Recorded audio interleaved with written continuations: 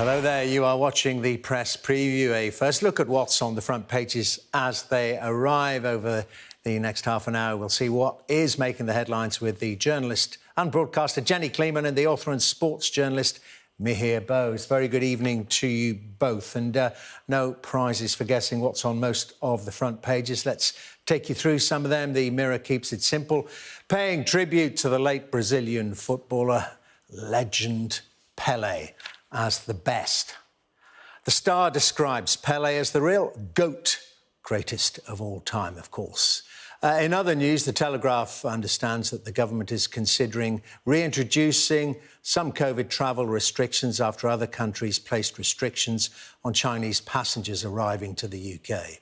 The Express quotes the Defence Secretary Ben Wallace's insisting that there is no magic money wand that would allow for above-inflation pay rises that might bring some of the strikes to an end. The eye hears that more than 1,800 police recruits, hired as part of former Prime Minister Boris Johnson's efforts to bring more people into the police, have now resigned. And The Guardian carries figures showing that 1 in 10 Conservative peers has given in excess of £100,000 to the party. And the Financial Times quotes increasing inflation and interest rates as the main reason for a fall in the number of mergers and acquisitions in the second half of this year. And just to remind you that by scanning the QR code on the screen during the programme, you can check out the front pages of tomorrow's papers while you watch us discuss them all. And just to remind you, we've got Jenny Kleeman and Mihir Bose here with me this evening. Very good to talk to you both. Well, let's talk about Pele. Some striking pictures, some striking memories on all the front pages, more or less. And let's start, Jenny, with this. I mean, it's one of the most iconic pictures of Pele of all time. There are so many. The Daily Star, Pele, the greatest footballer of all time, dies at 82. The real GOAT, as we've explained, that means greatest of all time. Embracing Bobby Moore there after their titanic battle in the World Cup in 1970. Yes, and this kind of captures this spirit that Pele had, that he felt football could bring peace to the world. A very famous image from the 1970s World Cup. And what I find interesting is this idea of the GOAT, which it wasn't really part of our lexicon, was it, until a few years ago with the gymnast Simone Biles. But there's been so much of a question over the World Cup of who's the greatest footballer of all time.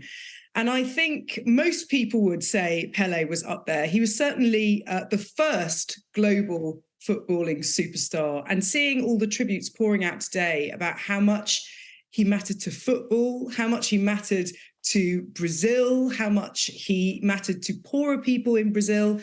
He made football entertaining. He turned it into a kind of global spectacle. And even though we don't have as much footage of him playing football as we do of the other contestants, Messi and Ronaldo, or others who might want to be contenders for the title of GOAT, Maradona, who's also passed away, people from different eras.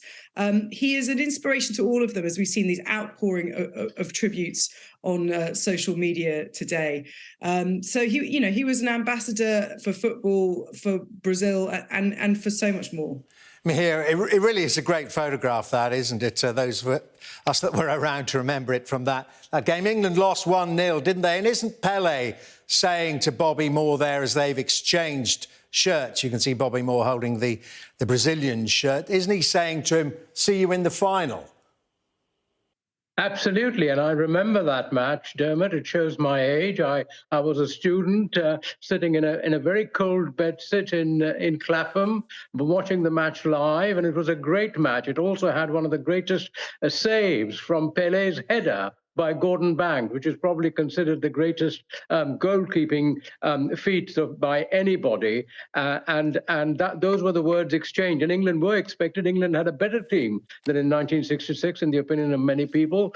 But England didn't get there. They lost on the Sunday following to Germany. And of course, the Thursday when the elections came, the country took its revenge and threw Harold Wilson out of power. But that's a different story. The point is that what Pele did apart from playing magical football, which the Brazilians did, creating things on the field of play, which made you believe in myth and magic and, made everybody think, what a wonderful game it is. He connected Brazil up in a way, Brazil has had a very tortured past, the last country to abolish slavery, but here was Pele, a black man, putting a team together of different colors and different races. And I remember in 1977, when Pele had retired, he was playing for New York Cosmos. I was working for the Sunday Times, and I was in Kolkata in India, and he arrived, and 100,000 people turned up at the airport at 10:30 at night to welcome him. And the local government said that in his honor, we will repair the roads of the city. And if you've ever been to Kolkata, repairing the roads of that city is a huge task. Not that they did much, but nevertheless, it shows that this bond that he could create, which went beyond football. And of course, Jenny is right. We don't have much footage of Pele. People will argue about Messi and Maradona. One must say Pele didn't have the dark side of Maradona. That is also a factor. And of course, you may say it's because of my, having watched football for so long and so on. It may be an age reflection thing that we think of Pele as the greatest, but I think he should be honored. And the way the papers of today had him on the front pages just shows what an impact he's had, even the Financial Times. Yeah, I was just about to mention that, Mihir. Farewell Pele, the Financial Times says, football great dies at 82, and points out, as so many of the papers do, looking at the Express there, back into colour on the front of the Express there, Pele, after that historic third victory in the World Cup. That magical Brazil team got to, therefore, hold on to the Jules Rimet trophy there because they'd made it a hat-trick. Never done again, nor perhaps likely to be, Jenny. Absolutely. And he broke so many records, made so many firsts. He was the youngest person to score a goal in a World Cup final. Extraordinary, really. And this is a time when, as we said before, that we didn't necessarily have the footage. We do have those photographs. We do have those images, and the impact of these images is still massive today. We know that, for example, even though in Brazil everybody knew this was coming, he was having palliative care. He'd had treatment for colon cancer. This is a shock for people in Brazil. I was looking on Twitter, sort of outpourings of grief in Brazil, and 3 days of mourning announced. He was a real hero for the country. And as Mihir says, this is a black man in a country that until fairly recently, 50-odd years beforehand, there had been slavery in there, but also a poor man in a country of great inequality as well, who has risen to become, perhaps the country's most iconic hero. And Mihir, you mentioned there, some controversy surrounding Pele. Of course, well, unlike, I suppose, another contemporary of his, different sport, of course, but around about the same era, Muhammad Ali, he didn't really take on the politics of the time head on. No, it obviously different situation in Brazil, but Muhammad Ali decided that he had to stand up for the rights of the black people in America and so on, and on a wider scale, Muhammad Ali went on a very different track, whereas Pele felt his football did the talking, and that he should let his football express what he wanted to express, and he took that view, and I think that was a very reasonable and a very sagacious view for him to take, because I think by doing that he also connected up so many people with the game, because young people taking to football would see him as their icon, as you said, the GOAT, though that word has come in only lately to use, as to, that they could use football to express themselves. I mean, that is important. Sport gives this opportunity for people to do things on the field of play, to believe that just by playing football, they can do things which other avenues in life do not provide. And that is very important. The symbol of what Pele becomes And the hope he holds out, whether the hope is fulfilled or not is a different matter, but the hope he holds out is immense. Jenny, I just want to pick up with you on plenty other stories, of course, on the front of the papers. This is back to the Express. It's in other papers as well. No magic wand for pay rises. This from the Defence Secretary, Ben Wallace, speaking today. He's gone for magic wand rather than magic money tree. Yes, well, you know, they have to pick their metaphors, don't they? But it all means the same thing. I mean, Ben Wallace is perhaps one of the most likable members of the cabinet, and when he speaks, I think people listen a bit more than they do perhaps other senior members of government. But we had the new head of the TUC on the airwaves this morning, basically saying that the government need to not hide behind pay review boards. Something has to give, and you've got to remember that the government is being led by a prime minister who, in the leadership campaign, both he and Liz Truss were kind of really competing to be the heirs to Margaret Thatcher, and sticking it to the unions was really part of that. So there is a sense that the government isn't going to budge, but also a sense that these strikes are not going away. We know that we have nurses and ambulance staff set to strike again in January. And this kind of intransigence on both sides, it means that it's all of us that are going to be feeling the effects of all of it. Something has to give. OK, stay with us. We're going to take a break now. Now, coming up, we're going to also be paying tribute to another sad death announced today, another icon, the fashion designer Dame Vivienne Westwood, whose death was announced today. Join us in a few minutes.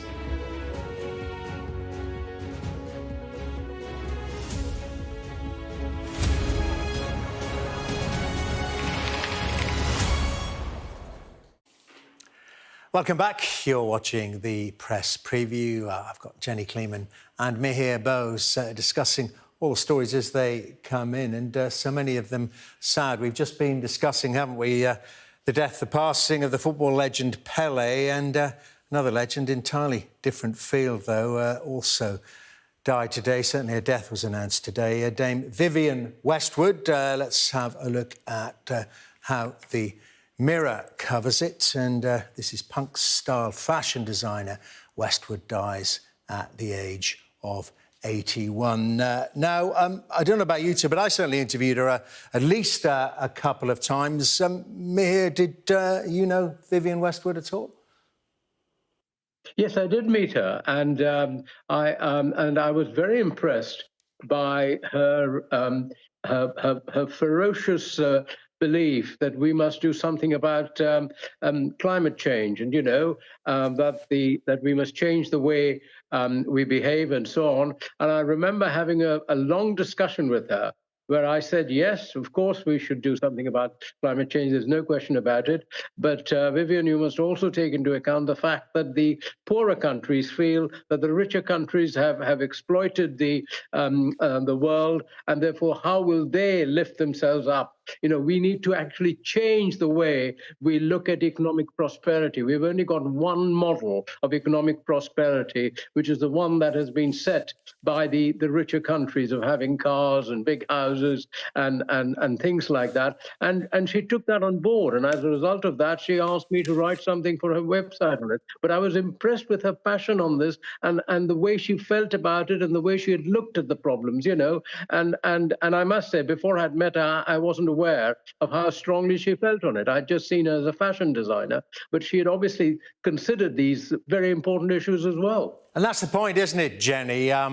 Even just as the fashion designer, she had to make a statement, to put a spoke in things, as she said, but that statement was sometimes explicit. It was written on the clothing. Yes, it was. I mean, she was a punk fashion designer, and that also meant sometimes being outrageous in her statements as a punk who is a fashion designer, but also punk fashion. But she also made really great clothes. She made strong clothes that women loved to wear. They were strong and flattering clothes. You could look smart and stylish, but also a little bit edgy in them. Very distinctive kind of look. And, you know, her clothes were sold in very high-end places. She was a high-end fashion designer, having begun with a shop on, with Malcolm McLaren designing punk clothes in the late 70s. She's come a long way, but she was successful as an activist and as a fashion designer because people liked her, and she was edgy, but she was sort of just edgy enough. She was just edgy enough that we would listen to her, and her clothes were fantastically wearable. Just want to take a look. I think we've got time for it. One other story. This on the front of the Telegraph. Ministers to look at new COVID travel curbs. Rishi Sunak, the paper says, is considering the return of COVID travel restrictions for the first time since pandemic rules were scrapped in the spring because of concerns about rising cases in China. It's almost exactly 3 years on, Mihir. Is it happening again? Well, it could happen. And what would be interesting is if it comes in, where will they do the testing? Will they do the testing for passengers before they board the flights to UK, or will they do the testing when they arrive? And there's a very good case to be said for the testings to be done, particularly from passengers from China. And that's what we're talking about now. When they when they arrive in this country, because frankly, let's face it, given the way China has behaved, we can't be sure of how well the Chinese test would be. And secondly, if we do the tests here, we might find some more information about the virus, because I don't think enough information is coming from China. If not misleading information, is coming from China about what is going on there. Jenny, do you think it will happen, though? Because the paper also says, and we know it, we know that Mr. Sunak, who has been critical of lockdown since leaving the Treasury and has argued that not enough consideration was taken of the effect on children and the economy. And this time last year, or a bit earlier, he flew back from the United States to avoid a lockdown over Omicron. Oh, this is different. Lockdown isn't the same as travel restrictions, but nonetheless, I mean, the paper says introducing restrictions or tests on people returning from China hasn't been ruled out. That doesn't mean it's going to happen. I have to say, I hope it doesn't happen. There is, of course, a real question mark over data from China, and America is asking passengers from China to test before they leave the country. Italy is asking passengers from China to test when they arrive so that they can get a sense on the genomic sequencing. It is true that we cannot trust what China says, but so far the evidence suggests that there aren't new variants in China, even though there are great numbers. We have to have faith in our vaccines. They either work or they don't work. And if they work, we have to hope that they'll work against passengers coming in from any country. There is a huge problem with getting accurate data from China, and I think stories like this are a way of pushing the envelope and perhaps hoping that China will be a bit more transparent and open. I think China said that there were 5,000 new cases of COVID today, whereas it's expected that, I think the external estimates are 250 million people had COVID in December. So those figures, the official figures, can't be right. But I don't necessarily think we should lose faith in our vaccines simply because there's an explosion of cases in China.